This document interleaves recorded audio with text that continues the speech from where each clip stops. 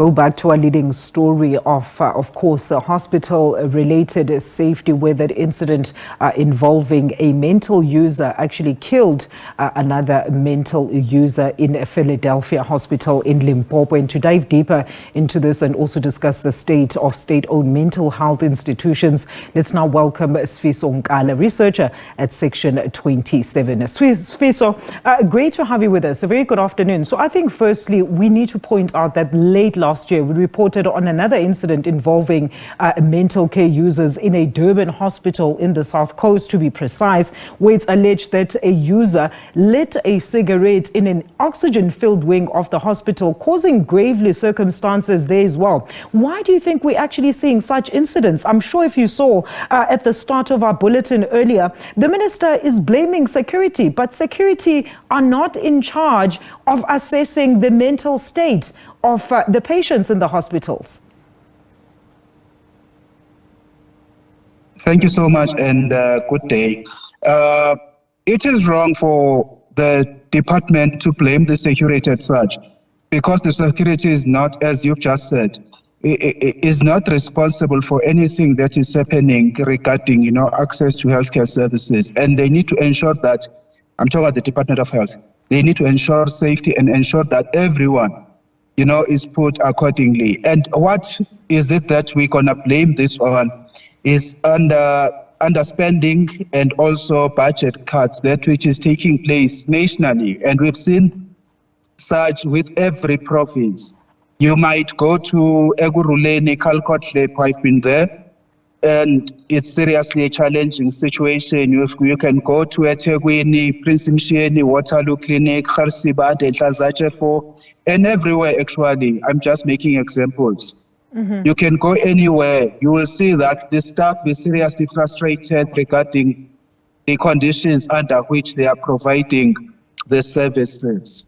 Mm-hmm. And it must be worse at mental institutions. So, Sifiso, talk to us about our current state then of the mental health care facilities in our country. Recent data shows that we actually have a large mental health care treatment gap in facilities, yet we're a country with a prevalent mental health disorders, with depression affecting over 27% of South Africans. I mean, we saw the Life Esidimeni tragedy, and one would have thought stringent measures were taken to actually overhaul this sector. The fact that these patients or users are not grouped according to the levels of their mental illness and threats to themselves as well as those around them even. We even hear that in some cases, males and females are even housed together. It's a very big challenge, and this is, I can take it in two folds. For instance, one is underspending and budget cuts.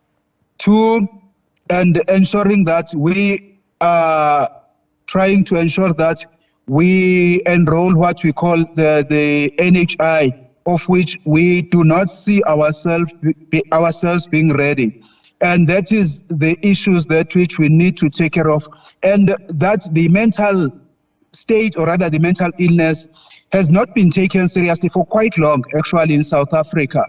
And as you know, that most provinces do not have such facilities. Mm-hmm. And it's a very serious issue. It's a very serious matter, especially in South Africa, whereby we see people having such challenges of mental health.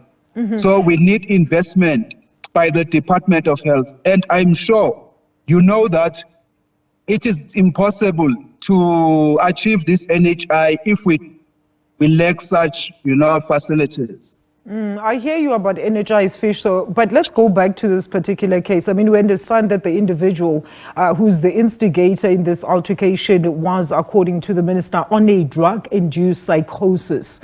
Now, we're not sure if the drugs referred to here are medicine, which is part of the patient's treatment regime, or it was external drugs, because then that in itself would raise many questions, like how did the patient get access to such external drugs?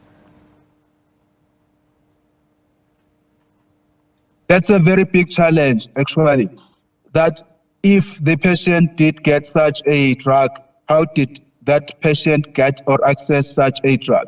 And even within the facilities themselves, we've got a project which is called Stop Stock Out. I'm talking about now those drugs that are prescribed by doctors, by nurses. We also run out of such drugs, within, or medications within the facility. But if it's something that was not prescribed by the doctor or the nurse, it is a serious matter. It's something that which needs to be taken, with caution, with seriousness. That how can someone, put or rather give a patient something that was not prescribed by the healthcare professional? It's a very serious matter. It's a very serious issue which needs to be taken into consideration and find ways to ensure that we stop such if it happened. Just like that incident with the cigarette that was actually lit in an oxygen-filled ward, like how did the cigarette actually make its way inside that particular ward? But then, Sifiso, what are some of the biggest challenges you think that we're currently facing as a country pertaining to our mental patients as well as staff at these facilities? The main problem with us is that we haven't seen, the commitment by the government, the Department of Health, to investing into mental health patients. As you know that we don't have enough facilities for such, and it's a very serious problem. And we can't be able to bridge the gap if it is not taken serious. Number two, we need the Treasury to stop these budget or these austerities and also these budget cuts across South Africa, because it is seriously affecting us. And I was saying, like, for instance, in Mpumalanga in the World AIDS Day, that you find that, 5 local wards are serviced by single healthcare facilities, local health, and of which is a serious problem. So it is a challenge because people need to take buses and taxis to such a healthcare facilities, whereas we believe it needs to be free. Primary healthcare needs to be free. Sifiso, thank you so much. We really appreciate your input this afternoon. That is Sifiso Nkala, the researcher at Section 27. As we look at the current state of our mental health care facilities, in light, of course, of yesterday's tragic incident at the Philadelphia hospital.